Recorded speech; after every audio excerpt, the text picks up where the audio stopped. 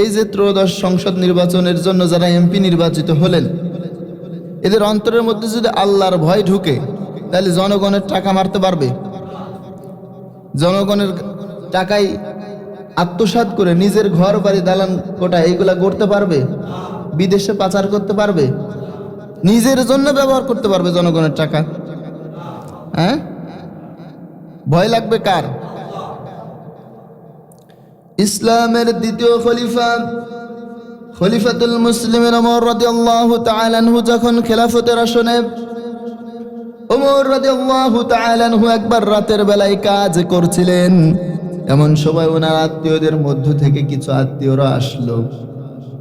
ওমর রাদিয়াল্লাহু তাআলা আনহু তাদেরকে যখন দেখলেন, দেখা মাত্রই তার সামনে যেই মোমটা জ্বলছিল, তার সামনে যেই মোমবাতিটা জ্বলছিল, ওমর রাদিয়াল্লাহু তাআলা আনহু ওই মোমটা নিভায়ে ফেললেন, আর পাশ থেকে আরো একটা মোমবাতি সাথে সাথে জ্বালালেন। আত্মীয়রা খুব বেশ অবাক হলো, আর বলল, খলিফাতুল মুসলিমিন, আমরা দেখলাম আমরা আসার আগে অন্য একটা মোমবাতি জ্বলছিল, আপনি ওইটাকে নিভিয়ে দিলেন আর নিজে থেকে আরো একটা মোমবাতি জ্বালালেন, এইটার কারণটা কি? খলিফাতুল মুসলিমিন ওমর রাদিয়াল্লাহু তাআলা আনহু আত্মীয়দের জবাব দিলেন, তোমরা আসার আগে আমি রাষ্ট্রীয় কাজ করছিলাম, আর রাষ্ট্রীয় কাজ করার জন্য রাষ্ট্রীয় যেই মোমবাতি দেওয়া হয়েছে ওইটা জ্বালাইয়েছিলাম। আর তোমরা যেহেতু আমার পার্সোনাল মেম্বার, আমার নিকটবর্তী আত্মীয়, আমার নিজের লোক, তোমরা যখন এসেছো, রাষ্ট্রের পক্ষ থেকে আমাকে যেই অর্থ দেওয়া হয় এই অর্থ দিয়ে যেই মোমবাতি কিনেছি ওইটা আমি জ্বালালাম। কথা কি বুঝতে পারছেন? রাষ্ট্রীয়টা রাষ্ট্রীয় কাজে ব্যয় হবে, ব্যক্তিগত কোনো কাজে ব্যয় হবে না। আমাদের দেখা যায় যে রাষ্ট্রের পক্ষ থেকে একটা গাড়ি দেশে, উনি এটা দেশে একেবারে রাষ্ট্রের কাজ করার জন্য, আর উনি এটা পারিবারিক গাড়ি বানায় আনেছে, আছে না নাই? পাবলিক বাস বানায় ফেলে, আছে না? এর কারণ কি? ভয় নাই অন্তরে, আল্লাহর ভয় আছে। থাকলে, আল্লাহর ভয় অন্তরের মধ্যে থাকলে সেটা পারিবারিকভাবে ইউজ করতে পারবে, ব্যবহার করতে পারবে। আল্লাহ রাব্বুল আলামিন বললেন, ইয়া আইয়ুহাল্লাযীনা আমানু কুতিবা আলাইকুমুস সিয়াম কামা কুতিবা আলাল্লাযীনা মিন ক্বাবলিকুম লাআল্লাকুম তাত্তাকুন। আল্লাহু আকবার। আল্লাহ রাব্বুল আলামিন বললেন, হে ঈমানদাররা, আমি তোমাদের উপরে সিয়ামকে নির্ধারণ করলাম, রোজাকে আমি তোমাদের উপরে ফরজ করে দিলাম, যেমনি ভাবে তোমাদের পূর্ববর্তী উম্মাহের উপরে ফরজ করা হয়েছিল। এই জন্য তোমাদের উপরে রোজাকে আমি ফরজ করলাম, যেন তোমাদের অন্তরে আমি আল্লাহর ভয় পরিপূর্ণ করতে পারো। সুবহানাল্লাহ। ওই যে আল্লাহর ভয়, যেটার মাধ্যমে আমার দ্বারা খারাপ কাজ হয় না, আল্লাহ রাব্বুল আলামিন রোজাকে দিলেন ওই ভয়টা আমাদের অন্তরের মধ্যে আনার জন্য। অর্থাৎ রোজা আমাদের কাছে এসেছে নেয়ামত স্বরূপ। কি স্বরূপ? নেয়ামত স্বরূপ।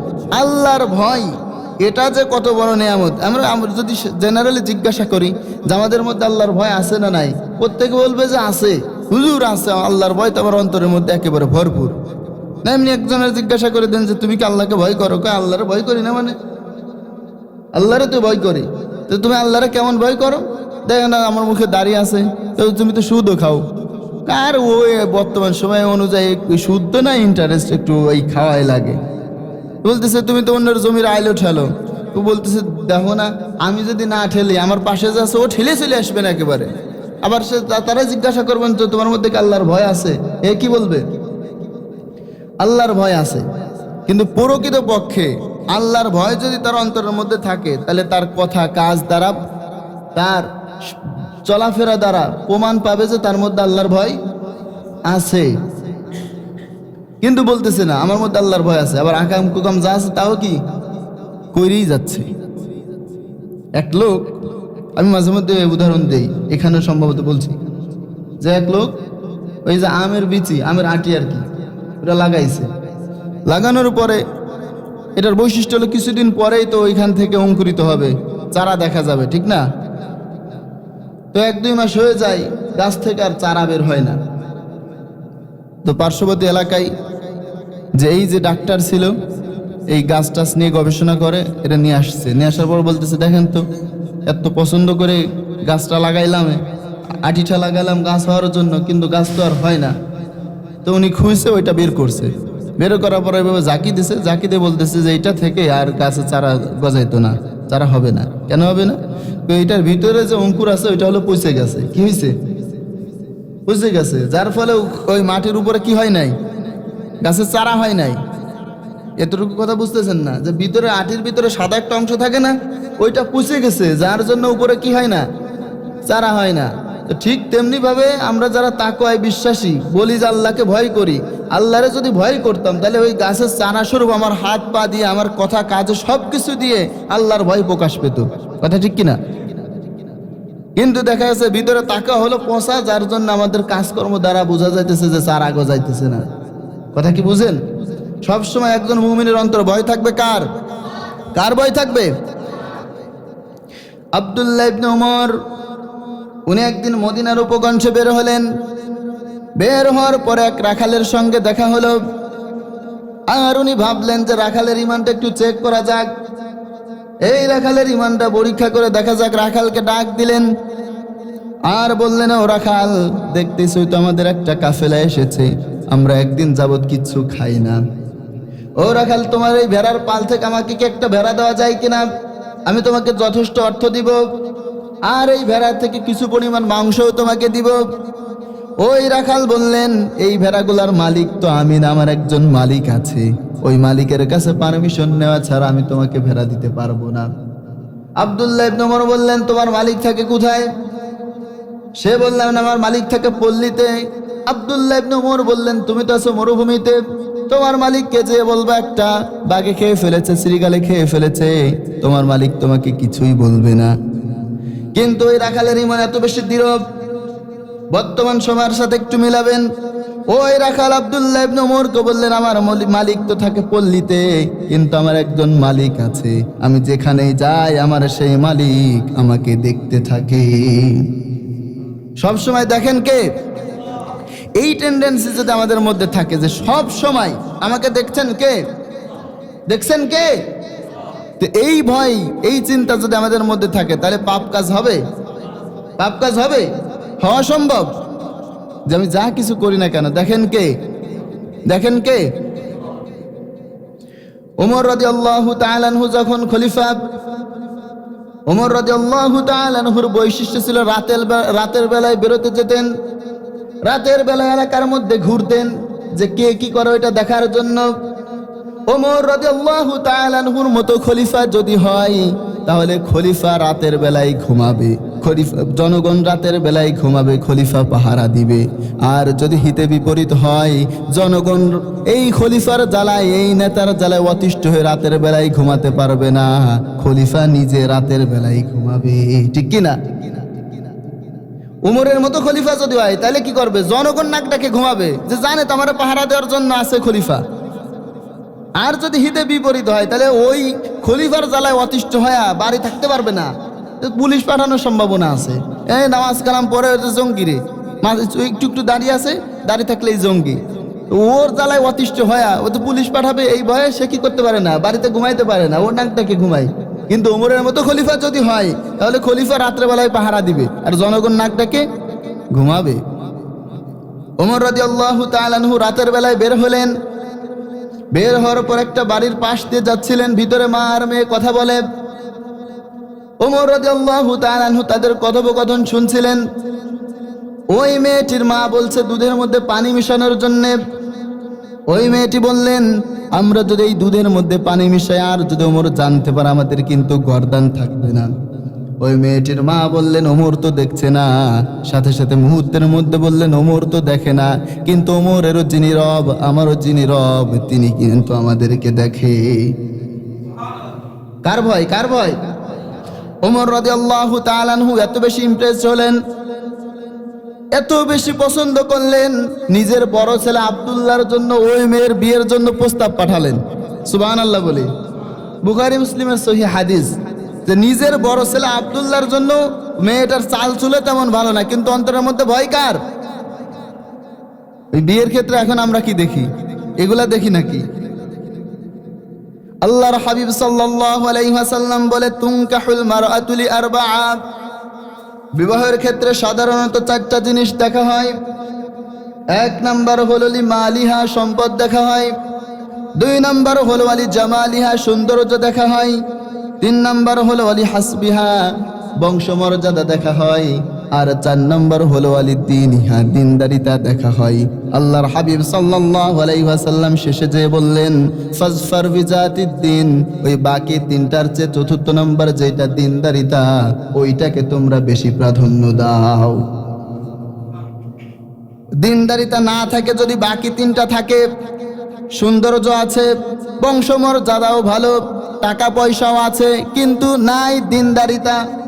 দিনদারিতা না থাকার কারণে বাকি 3টা থেকে যদি আপনি সংসার করতে যান, আপনাকে মরার পরে জাহান্নামে যাওয়া লাগবে না, ঘরটাই জাহান্নামের টুকরা হয়ে যাবে, ঠিক কিনা?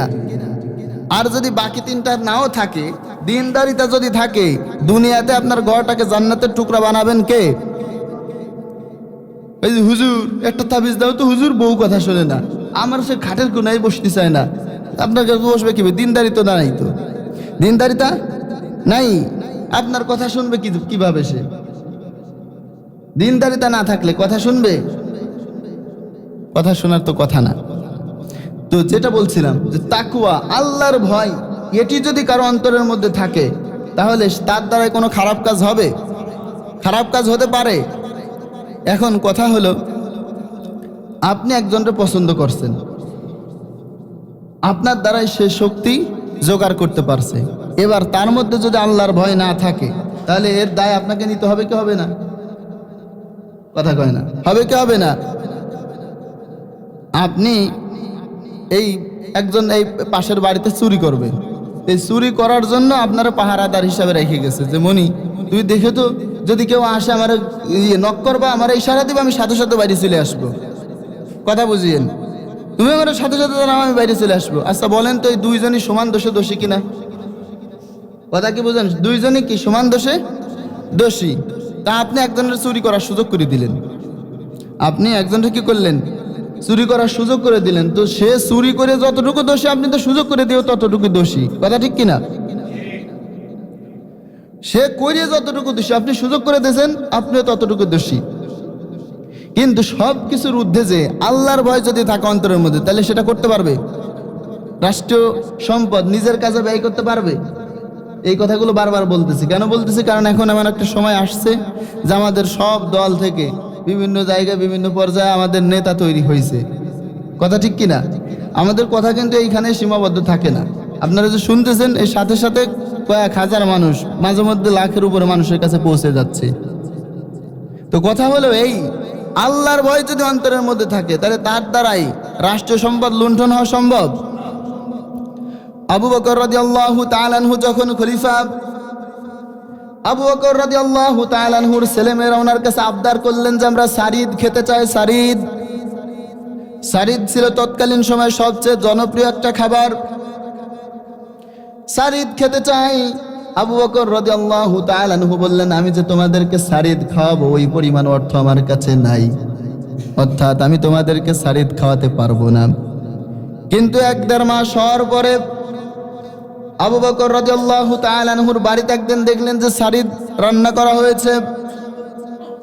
আবু বকর রাদিয়াল্লাহু তাআলা আনহুর সামনে যখন খাবার উপবেশন করা হলো, উনি জিজ্ঞাসা করলেন যে এটা কোথায় থেকে আসলো?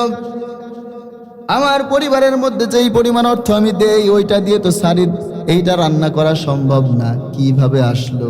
আবু বকর রাদিয়াল্লাহু তাআলা আনহুর স্ত্রী বললেন, আপনি যেই পরিমাণ অর্থ আমাদেরকে দেন, ওইখান থেকে কিছু কিছু করে আমি বাঁচিয়েছি, আর বাঁচানোর পর অবশিষ্ট যেই অর্থ রয়েছে, ওই অর্থ দিয়ে সারিদ আজকে আমরা রান্না করেছি।